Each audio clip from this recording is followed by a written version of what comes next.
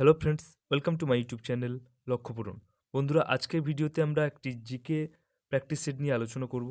তো যারা এখনও পর্যন্ত আমার চ্যানেলটিকে সাবস্ক্রাইব করনি, প্লিজ চ্যানেলটিকে সাবস্ক্রাইব করে বেল আইকনটি প্রেস করে দিও পরবর্তী ভিডিওর আপডেট সবার প্রথমে পাওয়ার জন্য।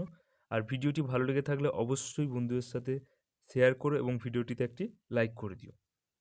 তো আর একটি কথা, যারা এই ক্লাসের পিডিএফ নিতে চাও অবশ্যই কমেন্ট বক্সে কমেন্ট করো, আমি কিন্তু পিডিএফটি দিয়ে দেবো।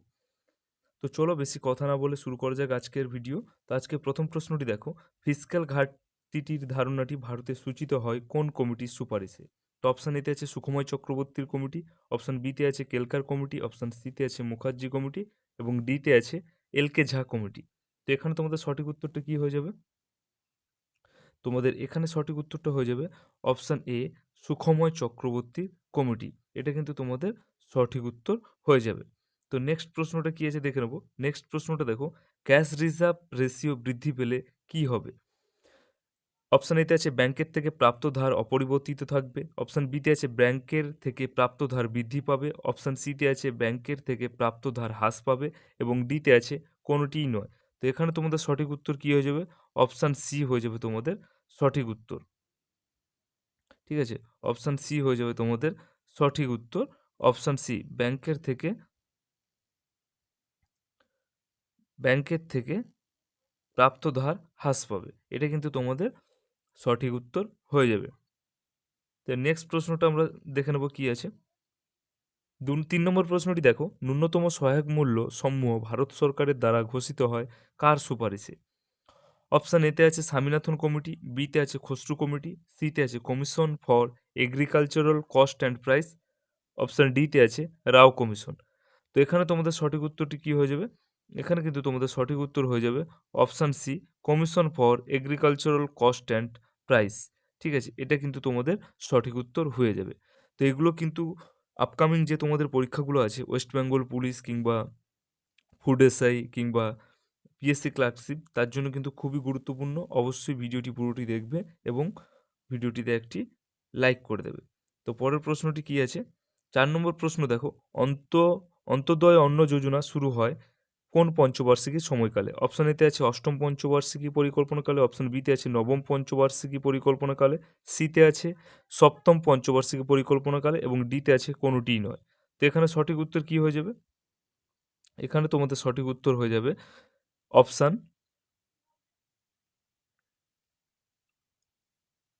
অপশান বি, তোমাদের এখানে সঠিক উত্তর হয়ে যাবে নবম পঞ্চবার্ষিকী পরিকল্পনাকালে, কিন্তু তোমাদের এটা সঠিক উত্তর হয়ে যাবে। তো এখানে একটি কথা তোমরা মনে রাখবে যে এই অন্তোদয় অন্ন যোজনাটি কিন্তু কাদের মধ্যে, কারা এই যোজনার মধ্যে আসবে না, যারা শারীরিকভাবে অক্ষম, যাদের বয়স 60 বছরের ওপরে, যারা রোজগার করতে অক্ষম, ঠিক আছে, তাদেরই কিন্তু এই যোজনার মধ্যে কিন্তু তারা পড়তো। পরের প্রশ্নটি দেখো, স্বাধীনতার পর ভারতে কত সালে ভাষার ভিত্তিতে অঙ্গরাজ্যগুলি পুনর্গঠিত হয়? অপশান এতে আছে 1948, বিতে আছে 1951, সিতে আছে 1956 এবং ডিতে আছে 1959। তো এখানে তোমাদের সঠিক উত্তরটি কী হয়ে যাবে? এখানে তোমাদের সঠিক উত্তরটি হয়ে যাবে অপশান সি, 1956।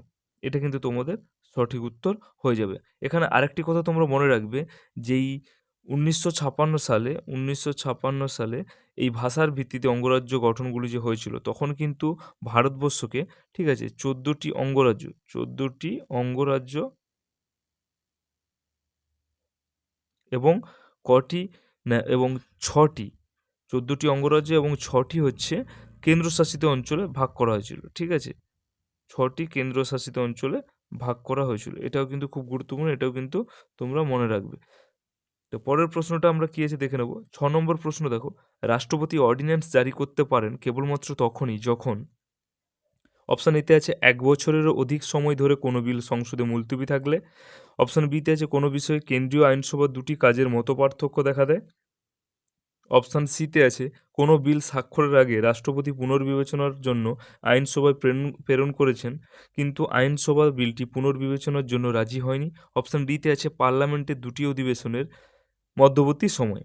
তো এখানে তোমাদের সঠিক উত্তরটি কী হয়ে যাবে? এখানে তোমাদের সঠিক উত্তরটি হয়ে যাবে অপশান ডি, পার্লামেন্টের দুটি অধিবেশনের, ঠিক আছে, মধ্যবর্তী সময়, অর্থাৎ একটি অধিবেশন এবং পরবর্তী অধিবেশনের শুরুর আগে। ঠিক আছে, নেক্সট প্রশ্নটি কি আছে? 7 নম্বর প্রশ্নটি দেখো, ভারতের প্রধানমন্ত্রী হওয়ার জন্য পদপ্রার্থীর আবশ্যিক ন্যূনতম বয়স হলো। এটা তোমরা সবাই জানো এর উত্তরটা।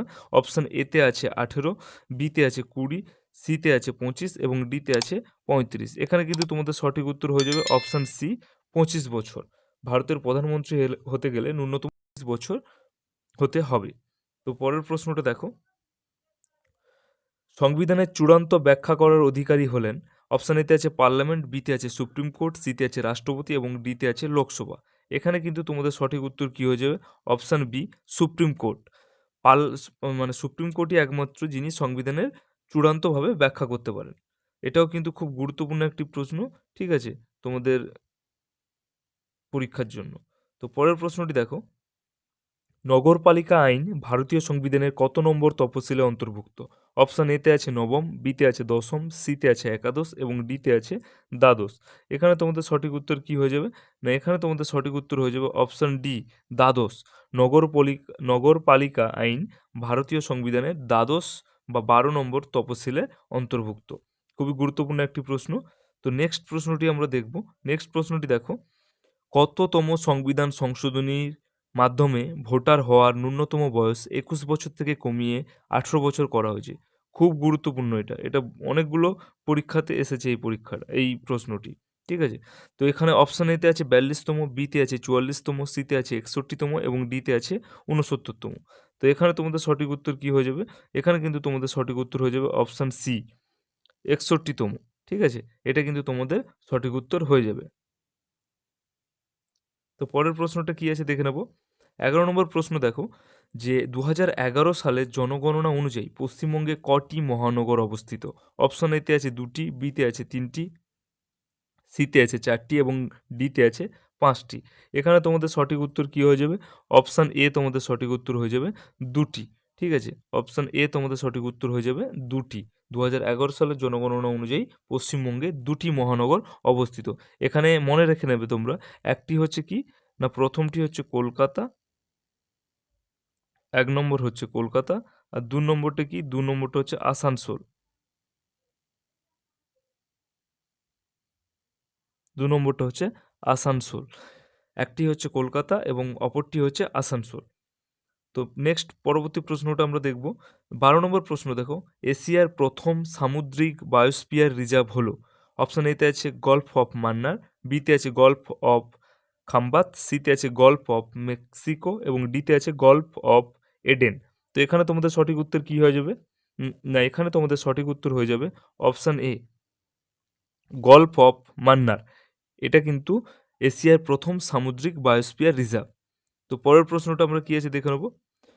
আলমাট্টি বাঁধ কোন নদীর ওপর? অপশান এতে আছে গোদাবরী, বিতে আছে কাবেরী, সিতে আছে কৃষ্ণা, ডিতে আছে এদের মধ্যে কোনোটিই নয়। তো এখানে সঠিক উত্তর কি হয়ে যাবে? Option C, Krishna. আলমাট্টি বাঁধ কৃষ্ণা নদীর ওপরে অবস্থিত। ঠিক আছে, এখানে একটা জিনিস এখানে মনে রাখবে যে এই আলমাট্টি বাঁধটি কোথায় অবস্থিত? না, আলমাট্টি বাঁধটি কিন্তু কর্ণাটকে অবস্থিত। কর্ণাটকে কিন্তু অবস্থিত। ঠিক আছে, নেক্সট প্রশ্নটা কি আছে? 14 নম্বর প্রশ্ন দেখো, কোন দেশের সাথে ভারতের সর্বাধিক আন্তর্জাতিক সীমানা রয়েছে এবং এই সীমানার আনুমানিক দৈর্ঘ্য কত? তো এটা তোমরা, এর উত্তরও তোমরা সবাই জানো। অপশান এতে আছে চীন, অপশান বিতে আছে, এটা অপশান বি হয়ে যাবে, এটা অপশান বি হয়ে যাবে, এটা সি হয়ে যাবে। তো অপশান বিতে আছে পাকিস্তান, সিতে আছে বাংলাদেশ এবং ডিতে আছে চীন। তো এখানে সঠিক উত্তর তোমরা সবাই বুঝতে পারছো বা তোমরা সবাই জানো, অপশান সি হয়ে যাবে বাংলাদেশ। ঠিক আছে, এর দৈর্ঘ্য কত আনুমানিক? না, 4096 কিমি। পরের প্রশ্নটি কি আছে দেখে নেব। গ্রেট আন্দামান ও ক্ষুদ্র আন্দামানকে পৃথক করেছে? অপশান এতে আছে 8 ডিগ্রি চ্যানেল, এখানেও একটু অপশানটা ভুল আছে। ঠিক আছে, এটা বি হবে, এটা সি হবে। তো বিতে আছে 10 ডিগ্রি চ্যানেল এবং সিতে আছে 9 ডিগ্রি বা 9 ডিগ্রি চ্যানেল এবং ডিতে আছে ডানকান প্যাসেজ। তো গ্রেট আন্দামান ও ক্ষুদ্র আন্দামানকে পৃথক করেছে, এর সঠিক উত্তর হয়ে যাবে অপশান ডি, ডানকান প্যাসেজ।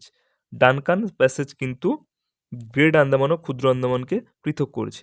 এবারে এখানে একটা জিনিস মনে রাখবে, এই যে 8 ডিগ্রি যে চ্যানেলটি আছে বা 8 ডিগ্রি যে চ্যানেলটি, এটি কার মধ্যে আছে? না মিনিকয়, মিনিকয় ও মালদ্বীপ। এটি কার মধ্যে আছে? না মিনিকয়, মিনিকয় ও মালদ্বীপ। ঠিক আছে। আর 10 ডিগ্রি চ্যানেলটা, 10 ডিগ্রি চ্যানেল আছে আন্দামান। 10 ডিগ্রি চ্যানেল কাদের মধ্যে আছে? না আন্দামান, আন্দামান ও নিকোবরের মধ্যে কিন্তু 10 ডিগ্রি চ্যানেলটা আছে, আন্দামান ও নিকোবর। পরেরটি আছে কি? না 9 ডিগ্রি চ্যানেল। 9 ডিগ্রি চ্যানেলটা কাদের মধ্যে আছে? না 9 ডিগ্রি চ্যানেলটি আছে লাক্ষাদ্বীপ ও মিনিকয়। ঠিক আছে, লাক্ষাদ্বীপ, লাক্ষাদ্বীপ আর কি, আর হচ্ছে মিনিকয়। ঠিক আছে, এগুলো কিন্তু খুবই গুরুত্বপূর্ণ, এগুলো কিন্তু মনে রাখতে হবে। পরের প্রশ্নটা কি আছে? 16 নম্বর প্রশ্ন দেখো, কাইমুর হিল কোন পর্বত রেঞ্জের অন্তর্গত? অপশান এতে আছে সাতপুরা, বিতে আছে বিন্ধ্য, সিতে আছে রাজমহল এবং ডিতে আছে এদের মধ্যে কোনোটিই নয়। তো এখানে তোমাদের সঠিক উত্তর কি হয়ে যাবে? Option B, Vindhya. Vindhya. Kaimur hill কোন পর্বত রেঞ্জের অন্তর্গত? না সঠিক উত্তর হয়ে যাবে বিন্ধ্য। নেক্সট পরের প্রশ্নটা আমরা দেখব। পরের প্রশ্নটা দেখো, কাদম্বরীর রচয়িতা হলেন? অপশান এতে আছে ক্ষেমেন্দ্র, বিতে আছে কলহন, সিতে আছে ভবভূতি এবং ডিতে আছে বাণভট্ট। তো এখানে তোমাদের সঠিক উত্তর কী হয়ে যাবে? না এটাও উত্তরও তোমরা সবাই জানো, অপশান ডি, বাণভট্ট। ঠিক আছে, কাদম্বরীর রচয়িতা হলেন বাণভট্ট। এর সঙ্গে সঙ্গে এখানে একটা জিনিস মনে রাখবে যে না, নেক্সট প্রশ্ন আমরা কি, নেক্সট প্রশ্নটি দেখে নেব। যে নেক্সট দেখো 18 নম্বর প্রশ্নটি দেখো। 18 নম্বর প্রশ্নটি আছে, কুতুবুদ্দিন আইবকের পর সিংহাসনে বসেছিলেন? অপশান এতে আছে ইলতুৎমিশ, অপশান এতে আছে ইলতুৎমিশ, এখানেও একটু মিস্টেক আছে, ওইটা অপশান বি হবে, এটা সি হবে। অপশান বিতে আছে তাউদ্দিন ইলদিচ এবং অপশান সিতে আছে আরম শাহ এবং ডিতে আছে নাসিরুদ্দিন কুবচা। এখানে তোমাদের সঠিক উত্তর কি হয়ে যাবে? না অপশান সি, আরাম, আরাম শাহ। আরাম শাহ কিন্তু কুতুবুদ্দিন আইবকের পরে সিংহাসনে বসেছিলেন। তো পরের প্রশ্নটি আমরা দেখে নেব। 19 নম্বর প্রশ্ন দেখো, ভারত মাতা চিত্রটি তৈরি করেন কে? অপশান এতে আছে ভগিনী নিবেদিতা, অপশান, এখানেও একটু, এখানেও একটু অপশানটা ভুল হয়ে গেছে, এটা বি হবে, এটা সি। ঠিক আছে, অপশান বিতে আছে সরলা দেবী, অপশান সিতে আছে অবনীন্দ্র ঠাকুর, অবনীন্দ্রনাথ ঠাকুর এবং অপশান ডিতে আছে কুমুদিনী দেবী। তো এখানে তোমরা এটাও সবাই জানো উত্তরটি, অবনীন্দ্রনাথ ঠাকুর কিন্তু ভারত মাতা চিত্রটি বা ছবিটি অঙ্কন করেছিলেন। তো পরের প্রশ্নটা আমরা দেখে নেব। পরের প্রশ্নটা দেখো 20 নম্বর প্রশ্ন, মুসলিম লীগ কবে ডিভাইডেড অ্যান্ড কোয়াইট স্লোগান দিয়েছিলেন? অপশান এতে আছে 1939 খ্রিস্টাব্দে, অপশান বিতে আছে 1940 খ্রিস্টাব্দে, অপশান সিতে আছে 1942 খ্রিস্টাব্দে এবং অপশান ডিতে আছে 1943 খ্রিস্টাব্দে। এখানে সঠিক উত্তরটা কী হয়ে যাবে? না এখানে কিন্তু সঠিক উত্তরটা হয়ে যাবে 1943 খ্রিস্টাব্দে, অর্থাৎ, অর্থাৎ এখানে তোমাদের অপশান ডি হয়ে যাবে সঠিক উত্তর। অপশান ডি হয়ে যাবে তোমাদের সঠিক উত্তর। Muslim League divided and quit slogan দিয়েছিল 1943 খ্রিস্টাব্দে। তো পরের প্রশ্নটা আমরা দেখে নেব। পরের প্রশ্নটা দেখো 21 নম্বর প্রশ্ন, নিম্নের কোনটি প্রবাসী রাজনীতিবিদ এম.এন. রায়ের সমাজতন্ত্রী সংবাদপত্র? অপশান এতে আছে কিষাণ সভা, বিতে আছে দি শ্রমিক এবং সিতে আছে অগ্রদূত এবং ডিতে আছে অনুশীলন। তো এখানে তোমাদের সঠিক উত্তর কী হয়ে যাবে? না এখানে তোমাদের সঠিক উত্তর হয়ে যাবে অপশান বি, দি শ্রমিক। এম.এন. রায়, তার সমাজতন্ত্রী সংবাদপত্রের নাম ছিল দি শ্রমিক। তো পরের প্রশ্নটা দেখো, মাইটো মাইটোটিক এম দশার কটি ভাগ? ঠিক আছে, এখানে অপশান এতে আছে দুটি, অপশান বিতে আছে তিনটি, অপশান সিতে আছে চারটি এবং অপশান ডিতে আছে ছটি। তো এখানে সঠিক উত্তর কি হয়ে যাবে? না সঠিক উত্তর হয়ে যাবে চারটি। ঠিক আছে, এখানে সঠিক উত্তর কি হয়ে যাবে? চারটি। অপশান সি তোমাদের হয়ে যাবে সঠিক উত্তর। ঠিক আছে, এই চারটি, এই চারটি কী কী বলো তো? এই চারটি প্রথম একটি হচ্ছে কি, না এখানে মনে রাখবে যে প্রথম হচ্ছে কি, না প্রথম হচ্ছে প্রফেজ, প্রফেজ। 2 নম্বরটা কি? 2 নম্বর হচ্ছে মেটাফেজ।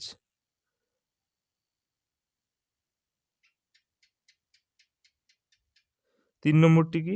না 3 নম্বরটি হচ্ছে অ্যানাফেজ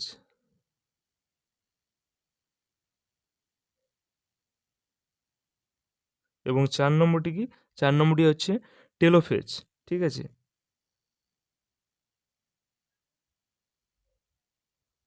এটা কিন্তু তোমরা মনে রাখবে। একটি প্রফেজ, 2 নম্বর হচ্ছে মেটাফেজ, 3 নম্বর অ্যানাফেজ এবং 4 নম্বর হচ্ছে টেলোফেজ। ঠিক আছে, তো পরের প্রশ্নটা কি আছে? 23 নম্বর প্রশ্ন দেখো, ই সমান এমসি স্কোয়ার এই সমীকরণের প্রতিষ্ঠাতা কে? অপশান এতে আছে আর্কিমিডিস, সিতে আছে বিতে আছে নিউটন, এটা বি হবে, এটা বি হবে এবং এটা সি হবে, এবং সিতে আছে আইনস্টাইন এবং ডিতে আছে গ্যালিলিও। এখানে তোমাদের সঠিক উত্তর কি হয়ে যাবে? না, এখানে তোমাদের সঠিক উত্তর হয়ে যাবে অপশান সি, আইনস্টাইন। আইনস্টাইন কিন্তু ই সমান এমসি স্কোয়ার এই সূত্রের প্রবক্তা। তো পরের প্রশ্নটি দেখো, 24 নম্বর প্রশ্ন দেখো, সবচেয়ে হালকা নিষ্ক্রিয় মৌল কোনটি? অপশান এতে আছে হিলিয়ন, বিতে আছে নিয়ন, সিতে আছে আর্গন এবং ডিতে আছে ক্রিপ্টন। ঠিক আছে, তো এখানে তোমাদের সঠিক উত্তর কি হয়ে যাবে? Option A, helium. হিলিয়াম হচ্ছে সবচেয়ে হালকা নিষ্ক্রিয় মৌল। ঠিক আছে, তো পরের প্রশ্নটা কি আছে? 25 নম্বর প্রশ্ন দেখো, আলোকবর্ষ কিসের একক? এটাও কিন্তু খুব গুরুত্বপূর্ণ, অনেকবার পরীক্ষাতে এসছে। ঠিক আছে, আলোকবর্ষ কিসের একক? অপশান এতে আছে সময়ের, অপশান বিতে আছে দূরত্বের, অপশান সিতে আছে আলোর এবং ডিতে আছে গ্রহের ভর। তো এখানে তোমাদের সঠিক উত্তর কি হয়ে যাবে? অপশান বি, দূরত্বের। আলোকবর্ষ কিন্তু দূরত্বের একক। পরের প্রশ্নটি দেখো, 26 নম্বর প্রশ্ন, আলোর তরঙ্গ তত্ত্বের প্রবক্তা কে? অপশান এতে আছে নিউটন, বিতে আছে আইনস্টাইন, সিতে আছে হাইগেন্স এবং ডিতে আছে প্ল্যাঙ্ক। তো এখানে তোমাদের সঠিক উত্তর কি হয়ে যাবে? এখানে তোমাদের সঠিক উত্তর হয়ে যাবে অপশান সি, হাইগেন্স। ঠিক আছে, আলোর তরঙ্গ তত্ত্বের প্রবক্তা কে? না, হাইগেন্স। 27 নম্বর প্রশ্নটি দেখো আজকে, কোন প্রক্রিয়ায় সূর্যের তাপ আমাদের কাছে পৌঁছয়? এটাও কিন্তু খুব গুরুত্বপূর্ণ একটি প্রশ্ন। ঠিক আছে, কোন প্রক্রিয়ায় সূর্যের তাপ আমাদের কাছে পৌঁছয়? অপশান এতে আছে পরিবহন, বিতে আছে, সিতে আছে, সরি এটা কিন্তু বি হয়ে যাবে অপশান, এটা সি হয়ে যাবে। বিতে আছে বিকিরণ, সিতে আছে পরিচলন এবং ডিতে আছে কোনোভাবেই নয়। এখানে তোমাদের সঠিক উত্তর কি হয়ে যাবে? না, বিকিরণ প্রণালী, অর্থাৎ অপশান বি হয়ে যাবে তোমাদের সঠিক উত্তর। ঠিক আছে, অপশান বি হয়ে যাবে সঠিক উত্তর। আর এই যে সূর্যের তাপ, জানো কি সূর্যের তাপ পৃথিবীতে আসতে কত সময় লাগে? 8.2 8.2 মিনিট। এটা মনে রাখবে, এটাও অনেকবার পরীক্ষাতে এসছে। সূর্যের তাপ পৃথিবীতে আসতে সময় নেয় 8.2 মিনিট। তো পরের প্রশ্নটি দেখো, 28 নম্বর প্রশ্ন, অন্ধকার দশায় উৎপন্ন স্থায়ী যৌগটি হলো গ্লুকোজ, প্রোটিন, পিজিএ এবং পিজিএএলডি। তো এখানে তোমাদের সঠিক উত্তরটি কি হয়ে যাবে? অপশান ডি, অপশান ডি কিন্তু তোমাদের সঠিক উত্তর হয়ে যাবে। পরের প্রশ্নটি দেখো, 29 নম্বর প্রশ্নটি, ইকোলজি শব্দের প্রবর্তক হলেন? অপশান এতে আছে হার্ভে, বিতে আছে লিনিয়াস, সিতে আছে হেকেল এবং ডিতে আছে ওডাম। তো এখানে তোমাদের সঠিক উত্তর কি হয়ে যাবে? না, অপশান সি হয়ে যাবে এখানে তোমাদের সঠিক উত্তর, হেকেল। ঠিক আছে, ইকোলজি শব্দের প্রবর্তক হচ্ছে হেকেল। তো পরের প্রশ্নটি দেখো, 30 নম্বর প্রশ্ন, সোয়ান কোষ কোথায় দেখা যায়? অপশান এতে আছে সেল বডি, বিতে আছে অক্সান, সিতে আছে ডেনড্রন এবং ডিতে আছে কোনোটি নয়। তো এখানে তোমাদের সঠিক উত্তর কি হয়ে যাবে? এখানে তোমাদের সঠিক উত্তর হয়ে যাবে অপশান বি, ঠিক আছে, অক্সান। পরের প্রশ্নটি কি আছে? 31 নম্বর প্রশ্নটি আজকে কি আছে দেখে নেব। পঞ্চতন্ত্র কে রচনা করেছিলেন? এটাও কিন্তু খুব গুরুত্বপূর্ণ একটি প্রশ্ন। অপশান এতে আছে বাণভট্ট, বিতে আছে বিষ্ণু শর্মা, সিতে আছে পাণিনি এবং ডিতে আছে কালিদাস। এখানে তোমাদের সঠিক উত্তর কি হয়ে যাবে? Option B, Vishnu Sharma. Option B, Vishnu Sharma কিন্তু পঞ্চতন্ত্র রচনা করেছিলেন। ঠিক আছে, আর বাণভট্ট কি রচনা করেছিল? বাণভট্ট রচনা করেছিল হর্ষচরিত। বাণভট্ট রচনা করেছিল হর্ষ।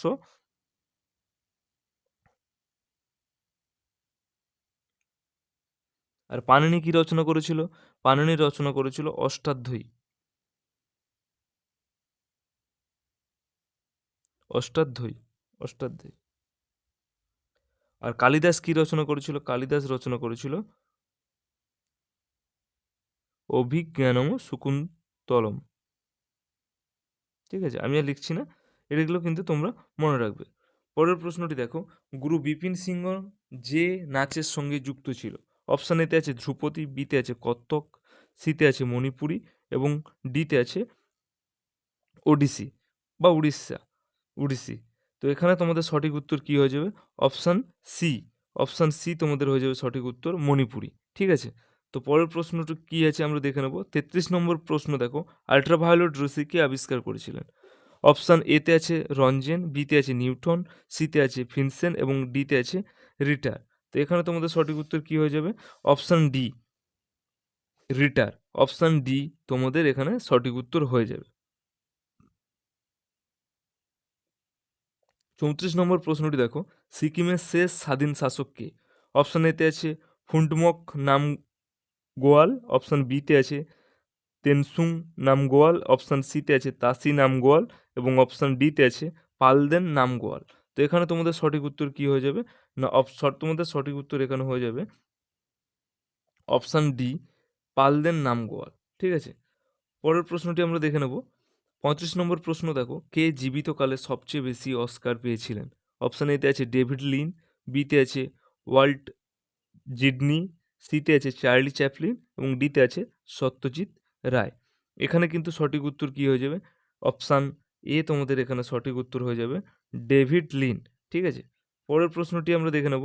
36 নম্বর প্রশ্ন দেখো, আমজাদ আলী খাঁ কোন যন্ত্রসঙ্গীতের সঙ্গে যুক্ত? অপশান এতে আছে সারদ, বিতে আছে বেহালা, সিতে আছে বীণা এবং ডিতে আছে সেতার। এখানে তোমাদের সঠিক উত্তরটি কী হয়ে যাবে? এখানে তোমাদের সঠিক উত্তরটি হয়ে যাবে অপশান এ, সারদ। সারদের সাথে কিন্তু আমজাদ আলী খাঁ সারদের সাথে যুক্ত ছিলেন। নেক্সট প্রশ্নটি কি আছে আমরা দেখে নেব। পুলিৎজার পুরস্কার কোন ক্ষেত্রে দেওয়া হয়? অপশান এতে আছে বিজ্ঞান ও প্রযুক্তি, বিতে আছে আন্তর্জাতিক বোঝাপড়া, সিতে আছে সাহিত্য ও সাংবাদিকতা, ডিতে আছে পরিবেশবিদ্যা। এখানে তোমাদের সঠিক উত্তর কী হয়ে যাবে? এখানে তোমাদের সঠিক উত্তর হয়ে যাবে সাহিত্য ও সাংবাদিকতা, অর্থাৎ অপশান সি তোমাদের সঠিক উত্তর হয়ে যাবে, সাহিত্য ও সাংবাদিকতা। পরের প্রশ্ন কি আছে দেখে নেব। নমসুং উৎসব কোন রাজ্যে পালিত হয়? অপশান এতে আছে আসাম, বিতে আছে অরুণাচল প্রদেশ, সিতে আছে সিকিম এবং ডিতে আছে কোনোটিই নয়। এখানে তোমাদের সঠিক উত্তর কী হয়ে যাবে?